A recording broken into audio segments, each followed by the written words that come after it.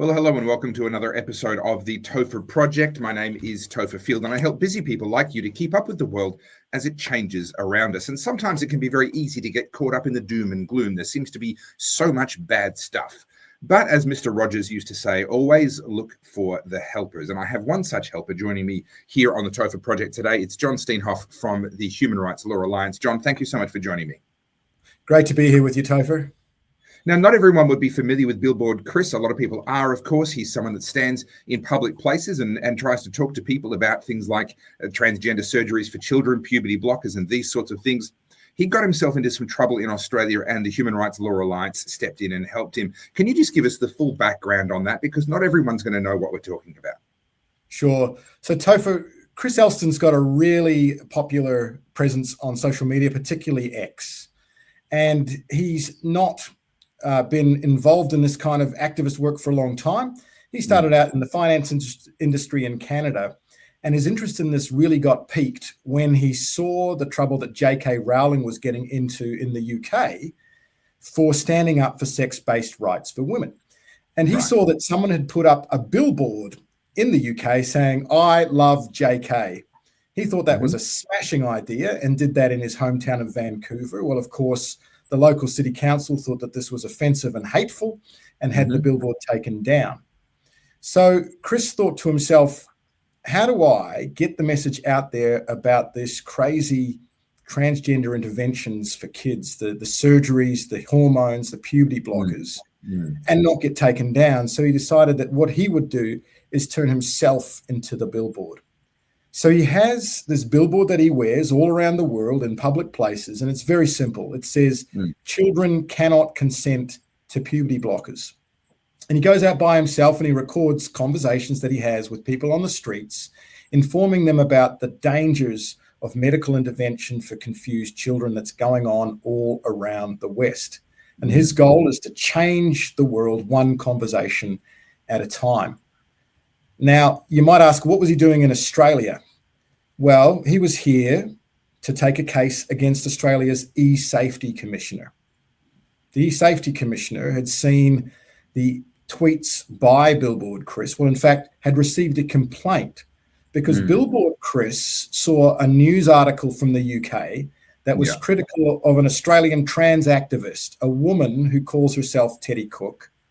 And that newspaper article pointed out all of the horrible things that were on Teddy Cook's Facebook page, public Facebook page, that promoted bestiality, taking of drugs, bondage and dominance in sex, orgies, the use of drugs while having sex, and all sorts of other very adult and risque content. Teddy Cook had been appointed to a World Health Organization committee that was going to be making guidelines for how to deal with trans-identified persons.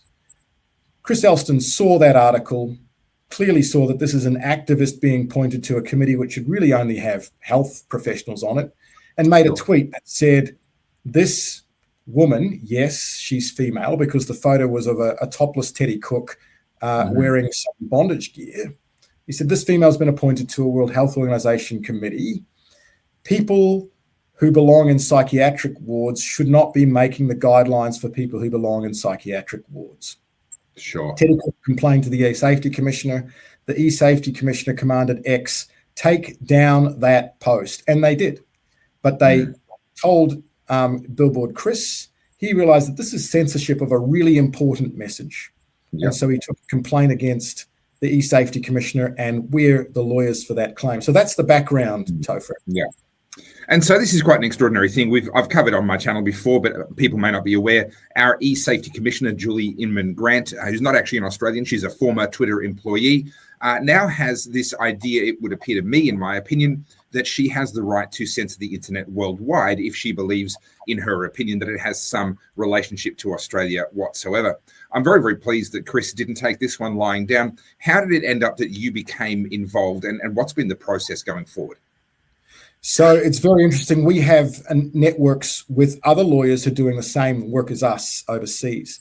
Our job is to protect religious freedom and freedom of speech, to push back against censorship. And there are other people doing this work, including the Alliance Defending Freedom International, based out of Austria. And they came across Billboard Chris while they were doing work in this gender critical space. He said, I've got this case in Australia. I need a lawyer. They said, we know a lawyer, John Steenhof at the Human Rights Law Alliance, put us in contact. We took his case. So that meant that he had to come over to Australia at the end of March, early April, to run the case in Melbourne. And while he was here, he went around to the different capital cities, including Brisbane, to stand in the streets wearing his placard that says children cannot consent to puberty blockers and having conversations. Well, he was in a public square in Brisbane having the conversations that he's had all around the world when one of the officers of the Brisbane City Council comes up to him and says, you can't be here. You are obstructing the public in this area. That is an offence under our bylaws. I'm issuing you with a ticket. Now, Billboard Chris doesn't go around and harass people or start conversations. He stands there and waits for people to speak to him. In fact, he's the one who usually gets the harassments. He's had his arms broken. He's had things thrown at him. He was put in prison in Belgium just recently by the Belgian police. Until then, the worst thing that had happened to him was the Brisbane City Council coming after him and setting the police on him and forcing him to move on. So he was issued with a $900 fine. We said, we can contest that fine. So we took the contest to the Brisbane City Council, and just at the beginning of this week, on Monday, they issued us a letter saying, we are dismissing that claim against Billboard Chris. But of course, at the time, the police were speaking with him for 30 minutes, telling him he needs to move on. They eventually grabbed him and forcibly moved him on.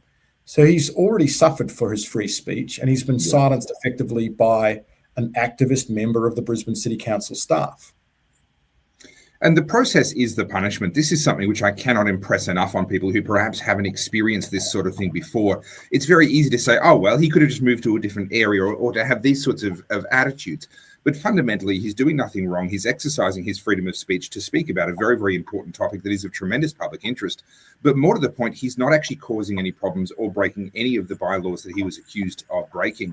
And to put him then in a situation where he's then going to get punished by process, sure, it's been dismissed, but after how long? You know, I don't know the financial relationship between yourself and Chris, but most of us would not be in a position to be able to get lawyers, to be able to pay them, or to be able to fundraise in order to be able to defend ourselves against those kinds of actions. And so it has a very, very chilling effect, just knowing that these sorts of things can happen. Has Chris said to you anything about what his intentions are going forward with the Brisbane City Council? Is he going to seek any redress from them? We're looking at options now. We're looking at options for Chris because it's important that this doesn't happen to other people. And you're right, that people are being censored and silenced in the public square, and it's definitely a two-tier system, Topher. Because, you know, in that same square, there was a pro-Palestine protest there where people laid down and blocked complete access to the square. And how many of those protesters do you think were issued with notices that they had obstructed the public? I'm going to make a wild guess and say probably zero. Absolutely none. Yeah. And in fact, when Chris was talking to this officer and saying, well, how many other people have you issued this notice to? The officer said, oh, no, this is the first time we've done it. So he'd seen Chris out there, quickly typed up a little notice on his computer and run out and started to officiously tell him that he was breaking the law, a law that's never been enforced against anybody else, at least if what he said was true. So it's this is why we exist as HRLA, Topher, because we know that people are in a mismatched battle in these legal fights, that oftentimes the law is weaponized against everyday Australians. And oftentimes Australians lose these battles because they come a day late, they come $1 short. The good lawyers who go to help them are just not experienced. They don't have the money to get the good barristers, to get the good experts in their cases. So we are a pro bono service. We help people for free who cannot possibly pay for their own legal fees. And we try to go toe-to-toe with the bad guys, with the censors, with those who are pushing into the public square and trying to stop Australians from speaking and living the truth. And it's an incredible privilege to be able to stand beside people like Chris, because he's the real hero. We do this work. We're largely not in that crucible that they are in, where they can lose their jobs, they can lose their university placements. They're the real heroes in the work that we do. And it's just great to be able to stand beside them.